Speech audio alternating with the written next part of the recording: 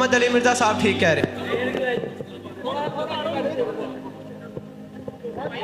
Engineer Mohammad Ali Mirza साहब का यहाँ पर पुतला एक बनाकर जला दिया गया है, तो आपने फैसला करना है कि कौन सही है कौन नहीं सही। मुझे अपने उस्ताद डॉक्टर इसार साहब की बात जो मैं सिर्फ अपने करीबी दोस्तों को बताता था, अब मैं पब्लिकली भी आपको बताता हूं, वो याद आई।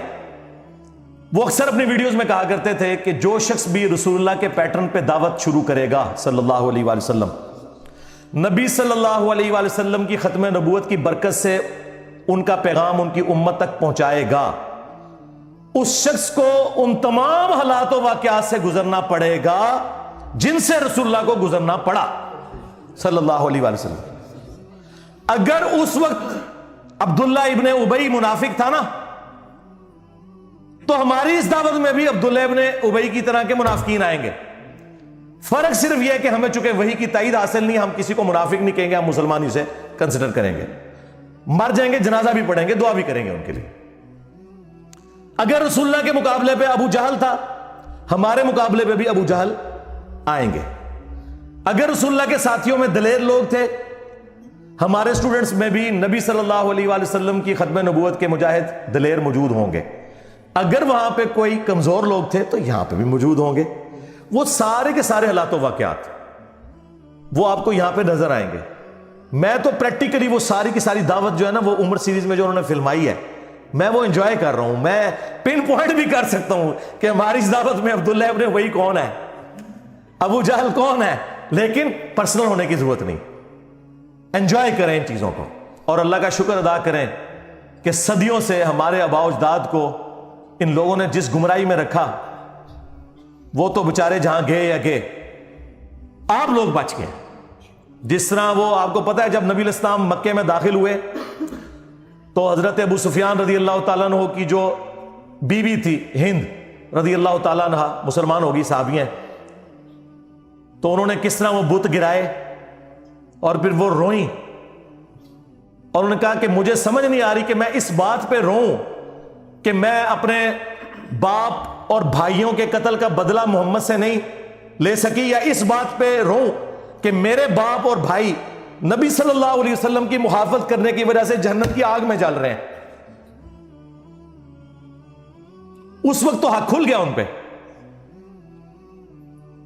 लेकिन उससे पहले वो नबी सल्लल्लाहु अलैहि वसल्लम की दुश्मनी में आपसे बदला लेने के लिए अपने बाप और भाइयों का तैयार बैठी थी। अल्लाह ने किस्मत बदल दी।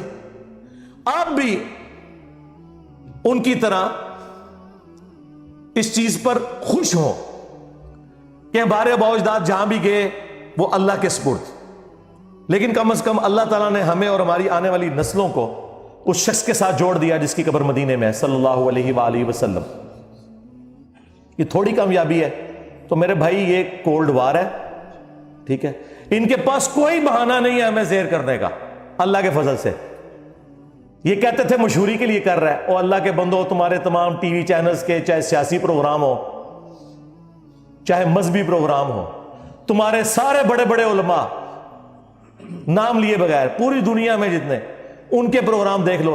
हमारे इस प्लेटफॉर्म से ज्यादा किसी की व्यूअरशिप है? अल्हम्दुलिल्लाह। जबकि कोई मदरसा नहीं, कोई मदरसे के स्टूडेंट नहीं भर्ती किए हुए, कोई चंदा बुक नहीं, कोई मस्जिद नहीं, और इससे बढ़कर चंदे इनको देते हैं, नमाजें इनके पीछे पढ़ते हैं। ये सारे एक दूसरे को काफिर समझते हैं, हम इन सबको मुसलमान समझते हैं। थोड़ी कामयाबी है अल्लाह के फजल से।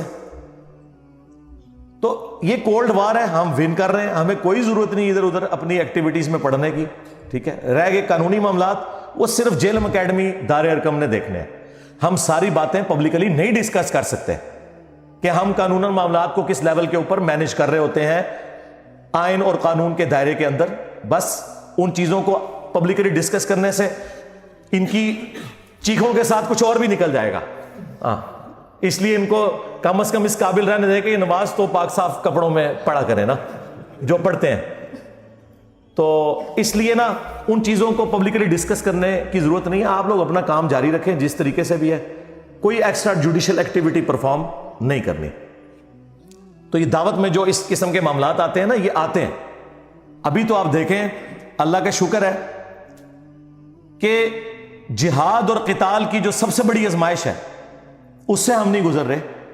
کنٹریز بن چکے ہیں، ملکوں کی فوجیں ہیں.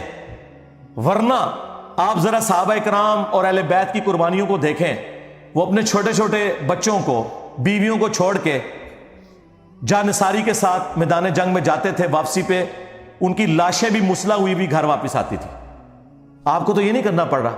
تو 4 گالیاں اگر کوئی سن لیتا ہے تو اس سے کیا فرق پڑتا ہے؟ شکر کرے کہ ہم انگلی کٹا کے صحابہ کرام کی جو وہ لمبی لائن ہے اس میں اینڈ پہ جا کے بھی کھڑے ہو جائیں.